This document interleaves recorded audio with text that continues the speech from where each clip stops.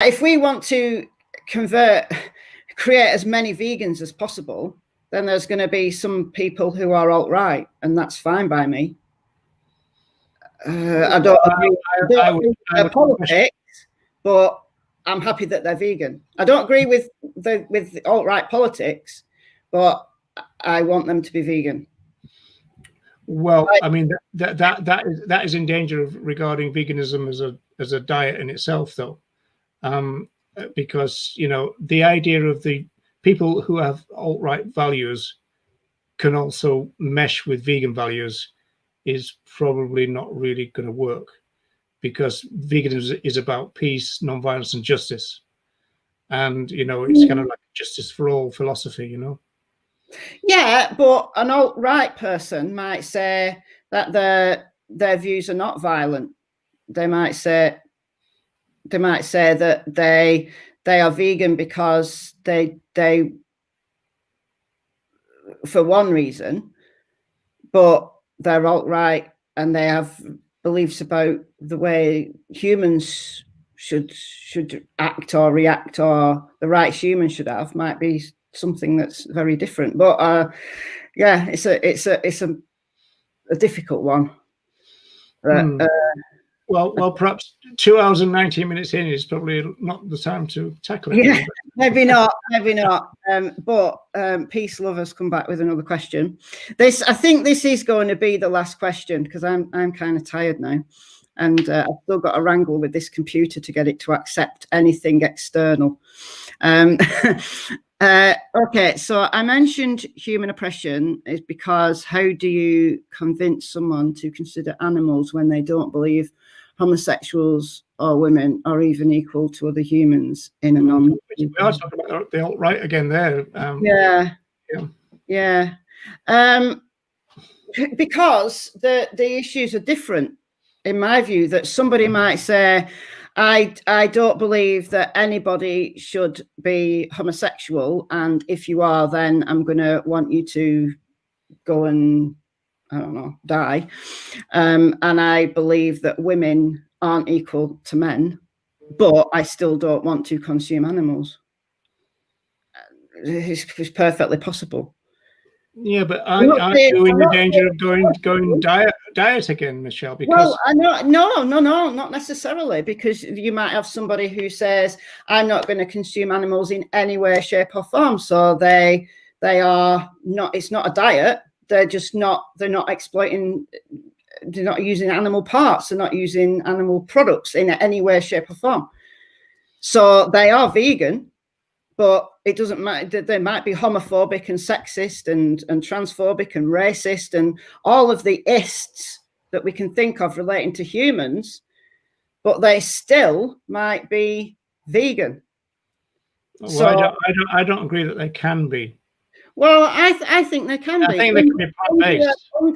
Under the vegan society's definition of veganism, they can be. So it might be that you want to think about the definition of veganism as also including human rights. But I think that's probably maybe a topic for a different stream rather than. Well, I mean, the scope of veganism certainly is. I mean, even with the sound bites in 1945, Donald Watson said that the object of the vegan society was to oppose the oppression of all sentient life, whether it is profitable to do so or not. So if we look at the people who started the vegan movement, then we're into difficult places then if you're going to try to decompartmentalize these issues, because they didn't do that. It was a bit more like David Nybert talks about the entanglements of oppression and liberation. They were very much in that camp rather than the idea that you can separate issues out, you know. Yeah. I mean, Wendy said, oops, wrong comment. Wendy says, how can someone be against oppression of some bodies but pro-oppression of others? Doesn't make sense. Well, logically, it doesn't make sense. But just like somebody can be against the oppression of women or black people or humans in general, but yet still consume animals, that's a disconnection that we don't understand, but is perfectly valid. So just like that, I would argue that somebody can be pro-animal animal liberation be vegan under our current contemporary definition of veganism, be pro-animal rights, but yet still feel and feel perfectly justified in saying that people cannot be gay, because in their minds the issues are completely different.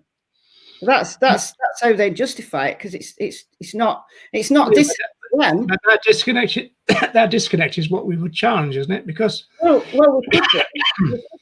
we could challenge that disconnect. Of course we could, but like we can challenge the disconnect of somebody not agreeing with the oppression of humans, but yet acting in the way that they're oppressing animals.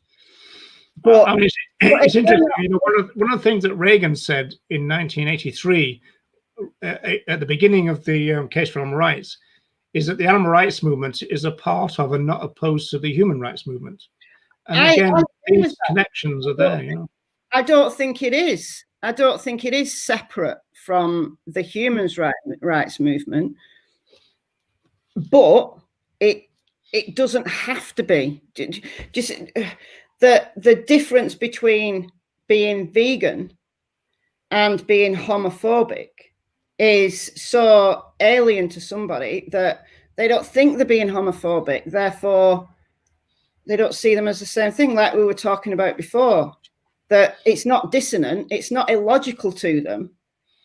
We might challenge it. I would challenge somebody's homophobic viewpoint, regardless of what they were doing in other areas of their life. I would challenge them on that.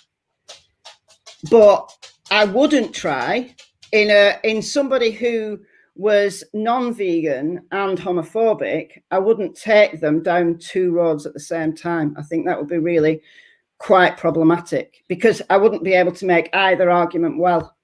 It's one road, it's justice. I know, but I wouldn't, to somebody who was anti-vegan and homophobic, who believes these are two completely separate issues, but they're displaying them both in the same person, making a pro-justice argument when they don't believe that gayness is appropriate and they believe that eating and consuming animals is appropriate.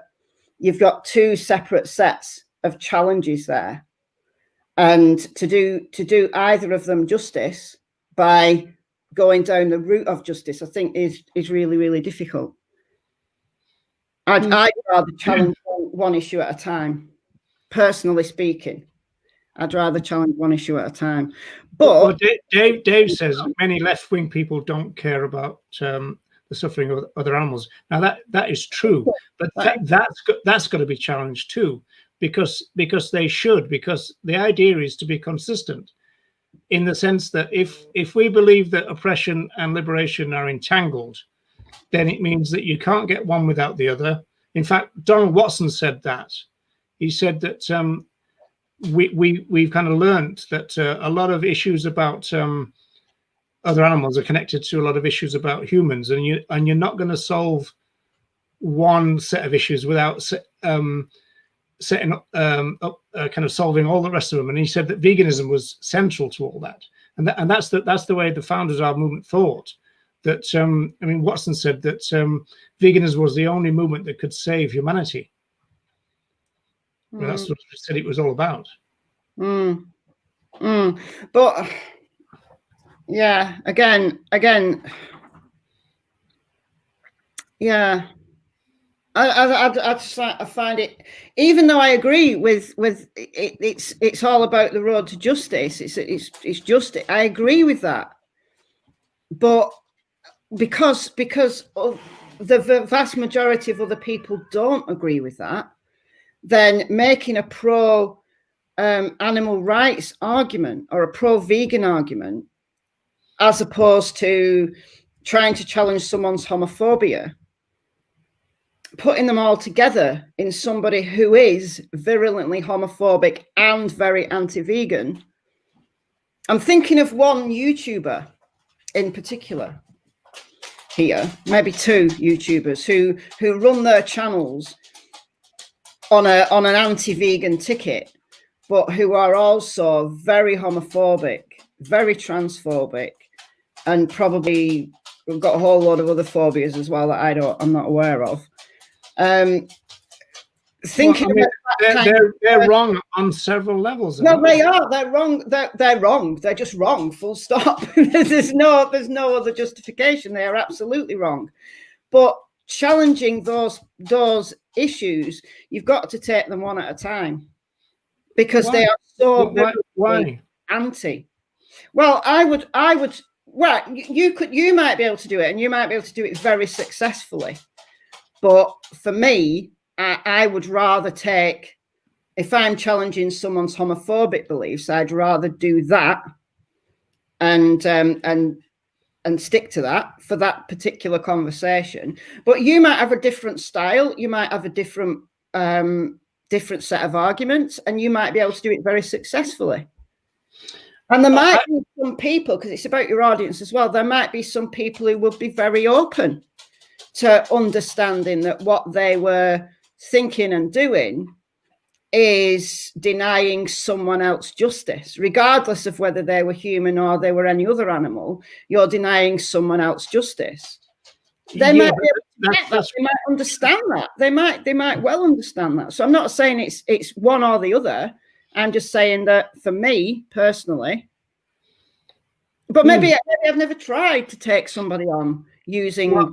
Well, I think one of the core values of veganism, at its very heart, its very core, if you read the founders of the movement, is that if we find an issue of injustice, we found a vegan issue, and so even the fact that there are issues involving veganism, in the sense, crop deaths and all this kind of stuff, these are real issues, and they're really vegan issues. Watson said that veganism was the greatest cause on earth. He said that all other movements were lesser movements. He said that veganism covered everything, and it was a massive idea. And it's a massive idea based on justice. Now, and maybe it should be, but this is the where Dave kind of said what I'm kind of thinking, that found that left-wing people get more irritated when I challenge them about animal rights. Right-wing often just dismiss it. So the right-wing people just say, none of my business, just go away, you little left-wing urchin.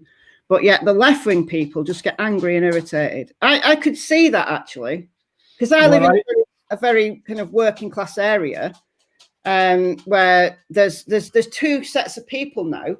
You've got the traditional left-wing Labour voters, who are more left-wing than the Labour Party are currently.